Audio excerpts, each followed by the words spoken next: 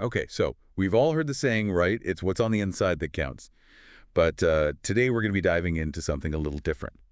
We're cracking open John T. Molloy's Dress for Success and diving deep into how what's on the outside can make a bigger difference than you might think. And we're not talking about just like a passing glance or a quick judgment. This is about, like you said, a deep dive into the psychology of clothing, how it influences perceptions of success, especially for men. Right.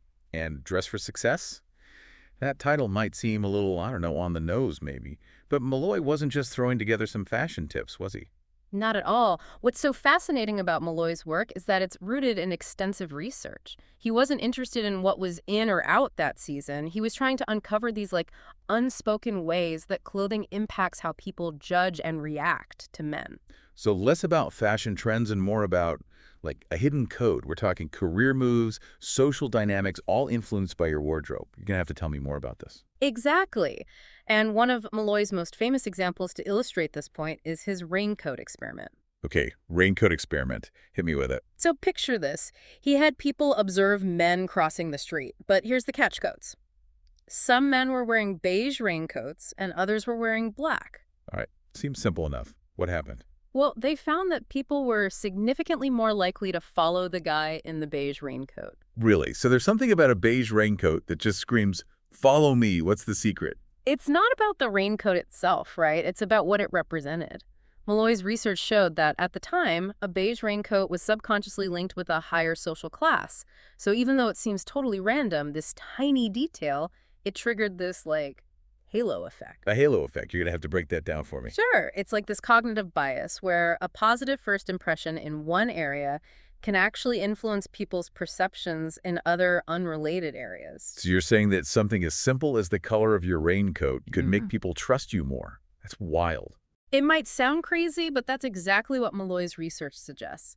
We're talking first impressions, snap judgments. Our clothing is doing the talking before we even open our mouths. Okay, my mind is officially blown. Yeah. So how do we hack this system? What's the cheat code to dressing for success? Well, there's no magic cheat code, but Molloy provides a pretty solid blueprint, a success uniform, so to speak.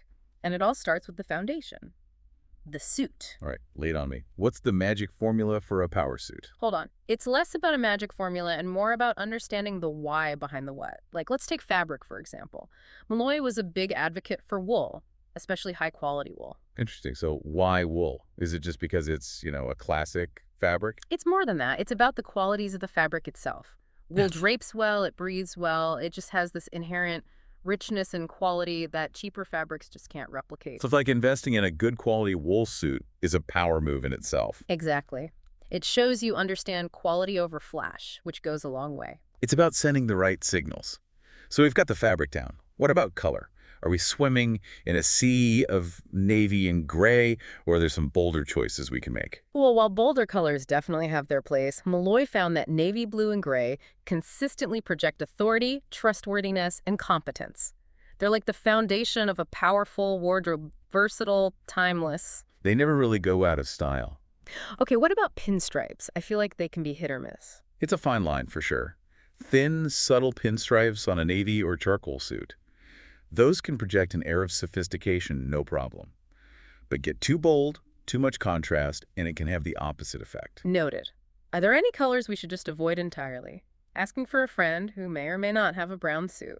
Well, tell your friend that while brown can be perfectly stylish for casual wear, Molloy found a pretty consistent negative bias against brown suits in business settings. Interesting. Brown is out. Got it.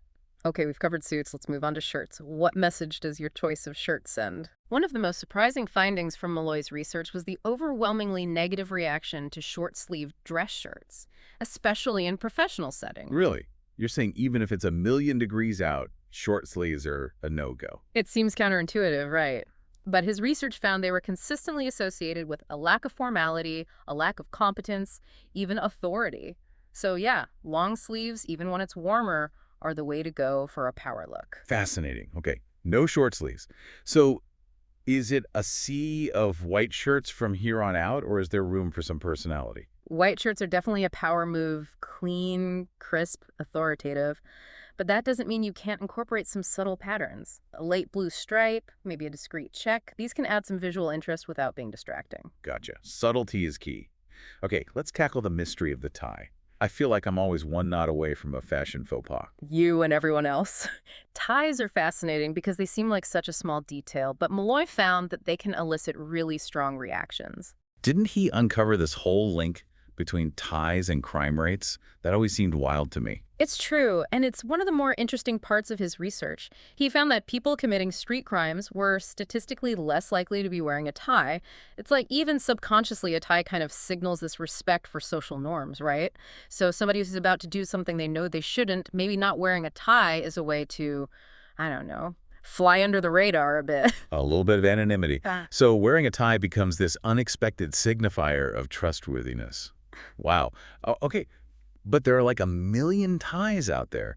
How do we even begin to choose one that sends the right message? What did Molloy say about that?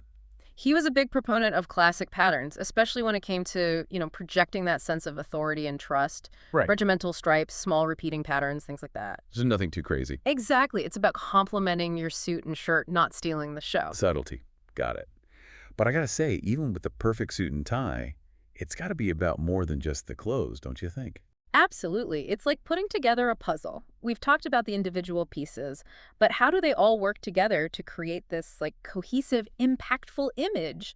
And that's where I think Molloy's ideas about the body language of clothing come in. Ooh, okay, body language of clothing. I like where this is going. It's like your clothes are speaking volumes before you even say a word, right? Totally. So Molloy was really interested in how you could make subtle choices, like with fit and style, to accentuate your best features and maybe downplay anything you're not so crazy about. So we're talking like strategic dressing here. Hmm. Using clothes to really maximize your, for lack of a better word, presence. Exactly. For example, did you know that solid colors can be really effective for creating a more streamlined silhouette? So if somebody wants to appear a little slimmer, solid colors might be the way to go. Oh, interesting. Any other tips like that? Well, on the flip side, vertical stripes can actually add the illusion of height. Okay, that makes sense. It's like creating optical illusions with your clothes. Exactly. And this isn't just about appearances either, right? Because when you feel confident about how you look, that translates into how you carry yourself, how you present yourself in, say, a professional setting. Right. It's about projecting expertise, building credibility. Exactly. Molloy called it selling yourself. And I know that might sound a little, I don't know, salesy, but the reality is whether you're in a boardroom or a job interview, people are making judgments about you based on how you present yourself. And a well-chosen outfit can communicate so much without you having to say a word, right? It's like, Yeah, hey, I pay attention to detail. I value quality. I take myself seriously. exactly. Now, there's one thing Molloy talks about that might surprise people: grooming. Grooming. Okay, so we're not just talking about the clothes themselves here. Nope. Molloy was adamant that hair and shoes, they have a huge impact on how people perceive you. He even went so far as to say that a good haircut can be more impactful than an expensive suit. Really? Wow. Okay, I'm listening. So it's all about the whole package. It all contributes to that first impression. And with shoes, he was a big advocate for, well-maintained, polished shoes, classics like Oxfords or loafers, depending on the setting. So again, quality over flash. Exactly. It's about sending that message that you pay attention to the details, even the ones people might not notice right away. It's funny how these small things can make such a big difference. Now, we've been talking about men's style in terms of, I guess, how other men perceive it. But what about how women perceive men's clothing? I mean, it takes two to tango, right? It's an important question, and it's something Molloy actually looked into quite a bit. It turns out, unsurprisingly, men's clothing choices also have a big impact on how women see them, and we're talking both professional and social settings here. Okay, so spill the tea. What's the verdict? Are we talking about dressing to attract a partner, or is there something more to it? It's definitely more nuanced than just trying to, catch someone's eye. In professional settings, Molloy found that women were much more likely to see men who dressed professionally, projecting that sense of competence as being more reliable and trustworthy. So again, it's about aligning your clothing choices with the impression you want to make, just like we were talking about earlier. Exactly. Now, in social situations, there's definitely more wiggle room for personal style. But Molloy found that women were generally more drawn to men whose clothing conveyed confidence, success, that kind of quiet self-awareness. So less about trying to be flashy and more about, like, letting your clothes reflect who you are. Exactly. It's about understanding the message your clothing sends and making sure it aligns with the impression you want to make. So if we're talking about cracking the code of men's style, it sounds like it's less about following a rigid set of rules and more about, I don't know, understanding the subtle language of clothing. You got it. It's about recognizing that the clothes you choose are a form of nonverbal communication. When you make conscious decisions about what you wear, you're actively shaping the message you're sending out into the world. It's like taking control of those first impressions, those snap judgments. And not just for appearances, but for building your own confidence too. Absolutely. Recognizing the power of how you present yourself, it influences how others see you, but also, and this is important, how you see yourself. It's like you're curating an image, not in a superficial way, but in a way that reflects, like, your best self. I like that way of putting it. It's about feeling comfortable, confident, and your clothing can actually play a huge part in that. So for someone listening to this thinking, okay, I'm ready to up my style game, what's a good first step? Where do you even begin?